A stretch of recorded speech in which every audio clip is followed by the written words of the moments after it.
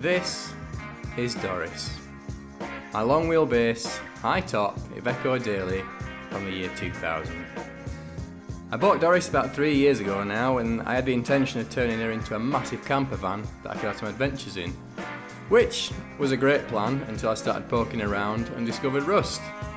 Lots and lots of rust.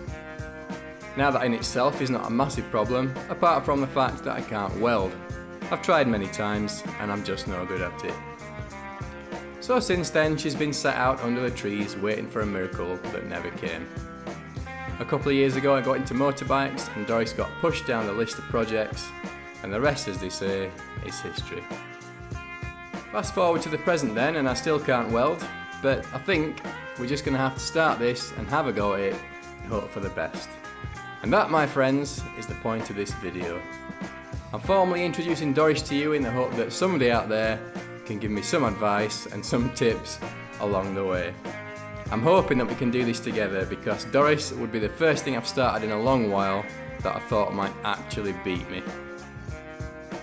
Anyway, let's have a look around the old girl. As you can see, she wears her years all over and is looking a little bit worse for wear. Mechanically, she's not too bad at all. She starts first time. She's been serviced, she's got new tyres all around, and I'd actually go as far as to say I'm reasonably confident in her mechanically.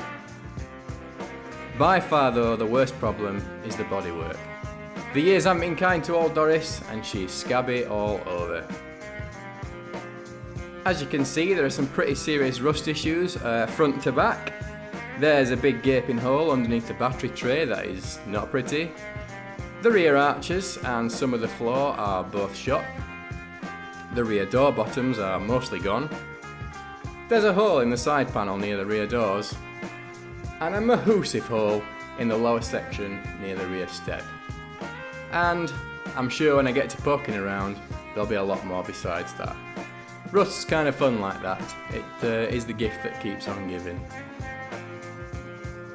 So the question is this: what am I going to do with Doris? Well, I could cut my losses and get rid of her, but where's the fun in that? She is a massively daunting task, and one that I genuinely do not know if I'm going to be able to complete. But nobody has ever achieved anything without trying, and sometimes it's good to be scared. It's good to be vulnerable. So if you'll join me, let's get started. Let's see if we can do this. Van life, here I come.